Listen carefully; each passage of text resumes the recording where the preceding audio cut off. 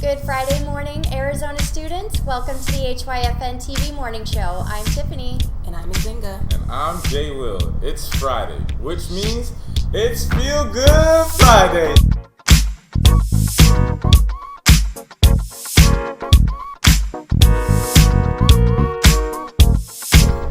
Happy Friday, everyone. I hope everyone is ready for the weekend.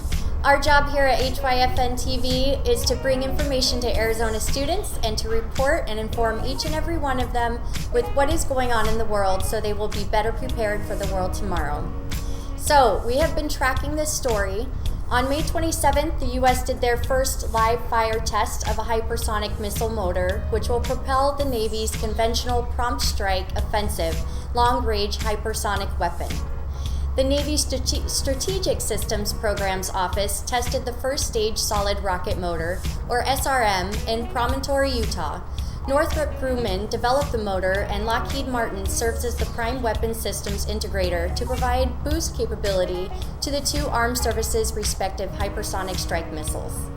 Then, we here at HYFN-TV reported on September 28th, North Korea tested their first hypersonic missile. Now, Russia and China have jumped into this hypersonic race as reports came out in the Financial Times over the claim that China launched a hypersonic missile over the summer, which it said circled the globe before landing about 25 miles from its intended target. Retired U.S. Admiral James Sandy Winnefeld, a former vice chairman of the Joint Chiefs of Staff, called the apparent Chinese test an important surprise for America because it demonstrates the capability to have a very long-reach hypersonic weapon that could cause a lot of damage without us being able to do anything about it. Beijing responded to the newspaper report with Foreign Ministry spokesman Zhao Lijian telling reporters it was not a missile, but rather a space vehicle used in a routine test as China develops technology to lower the cost of future space travel. This issue isn't going away anytime soon, so it's important to understand what a hypersonic vehicle or motor is. Hypersonic vehicles fly much faster than the speed of sound, which is 767 miles per hour. Hypersonic missiles are rocket boosted to high altitude and may be launched from land, sea, or air.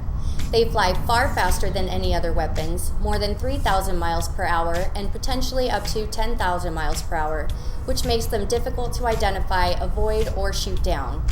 After leading the development of this technology area for decades, the U.S. finds itself behind and investing heavily in the technology to try to keep up. So, low-key, we got an arms race happening with these hypersonic motors or vehicles, whatever label they put on it. It doesn't sound good. We will stay on this story because as clearly as we can see, it's not going away. Jay Will, you had your eyes on the big game last night between the 6-1 Packers versus the 7-0 Cardinals. Fill us in on how the Bird Gang did last night. Hey, well, thank you, Tiff. And yes, I was tuned in. And let me tell you, it was all good just a week ago. The Bird Gang had the stadium on tilt. It was a big game indeed. The Cardinals came in at 7-0 against a 6-1 Green Bay team who didn't have all their weapons. But Green Bay showed the league last night that they're not to be slept on as they handed the Cards their first loss of the season. Going into last night's game, the Cardinals were looking to start a franchise record by starting the season at 8-0, but fell short of that after a hard-fought loss. The game started with the Cards drawing first blood with an 11-yard TD run by Chase Edmonds, and that woke the Packers up, which led them to score after that drive and a field goal right before halftime. Second half started, and the Packers didn't stop there, as they held the lead for majority of the game, but the hard-fought Cardinals weren't going down without a fight, and they sure fought back. But wasn't enough when Kyler Murray got picked off in the end zone by Rasul Douglas to end the run that the Birds had going. Interesting story behind this. The cornerback on the Green Bay Packers, 22 days ago, he was on the Cardinals practice squad, where he got released and picked up by the Green Bay Packers and started last night's game due to injuries. And man, that was a statement to the Cards with that pick. And since we're speaking on the Cardinals, it's time for us to share with you who won this week's Arizona Cardinal Player of the Week. Each week, the public votes on who the Arizona High School Player of the Week is going to be, and the player who got the most votes this week is wide receiver number 8, Javen Jacobs. He's a 5'11 senior from Saguaro High School and is currently receiving D1 offers from Arizona State, Colorado, Colorado State, New Mexico, Idaho, Portland State, NAU, Army, Air Force, and Yale. Check out these highlights.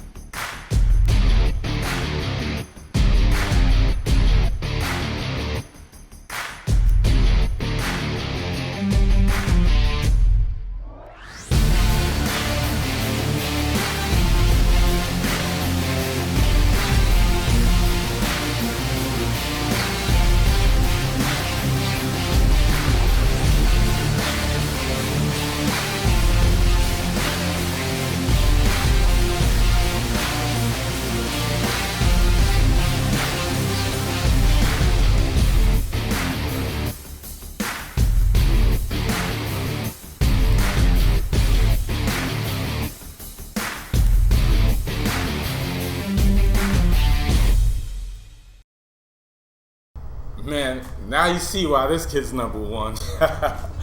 And Zinga, this is gonna be your first Feel Good Friday story. What do you have for us? You guys are gonna love this week's Feel Good Friday moment. It came from Marty O'Brien on Twitter. Check this out.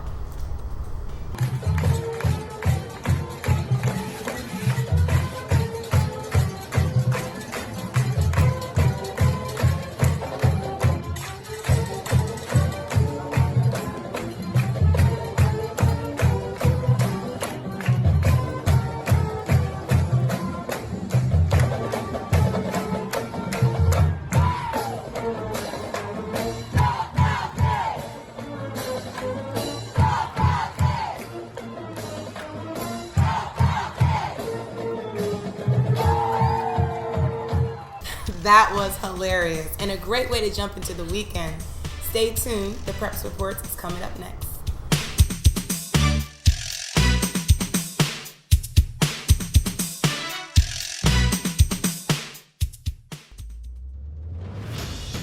Your social media highlights could make the news.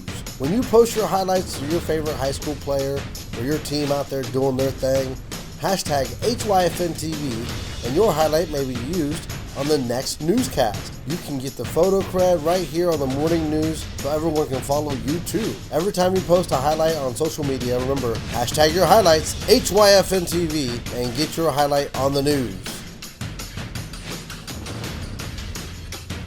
And we're back. A lot happening in fall high school sports. The big game in the CAA prep sports is number 1 Heritage Mesa, who's 6-0, versus number 2 Imagine Prep Surprise, who's also sitting at 6-0. Imagine Surprise has only allowed 6 points to be scored on them the entire season, while Heritage's defense has allowed 51 points this year. This game is our HYFN TV's Game of the Week. We will be out there. And Zinga, the high school girls volleyball players has been happening all week. How's it shaping up? Well, J-Will, after last night's game, we are down to the final 4 teams in Division I and Division II high school girls volleyball. Congratulations to Division I Final 4, Holy Family Academy, Thunderberg Adventist Academy, Ridgeline Academy, and Trinity Christian.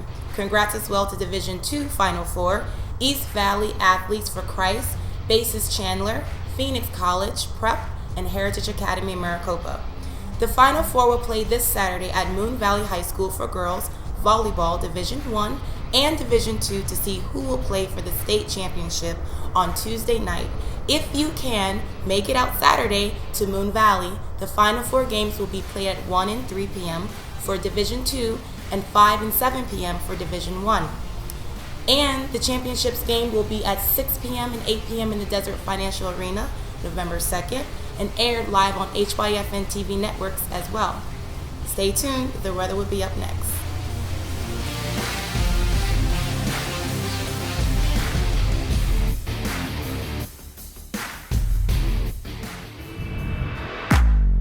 HYFNTV is a proud partner of the CAA Preps Report. Catch all the CAA championship games on HYFNTV streaming network. And we are back. Always remember that you can find a live and updated weather report 24/7 on HYFNTV.com. And with that being said, Nzinga, what's today's forecast? Today we have a high at 71. We're going to start out this morning with a low 65. Moving on earlier in the morning around 11, we're going to be at a high of 80 with lows in the 70s. Early this afternoon at 2 p.m., we're going to be at a high of 87 with no clouds. So it's going to be a clear sky, beautiful. It already feels beautiful now. And then we're going to conclude the evening with a high of 86 with the 14% humidity. That's all we have for today, guys. Well, Arizona students, looks like we have a beautiful fall day ahead of us today. That's all the time we have. Thanks for joining us this morning. I'm Nzinga. I'm Tiffany. And I'm Jay Will. Thanks for joining us this morning with HYFN TV's news and streaming. Find us on your Roku device, YouTube, Facebook, Instagram, and HYFNTV.com. See y'all next time. Bye. Bye.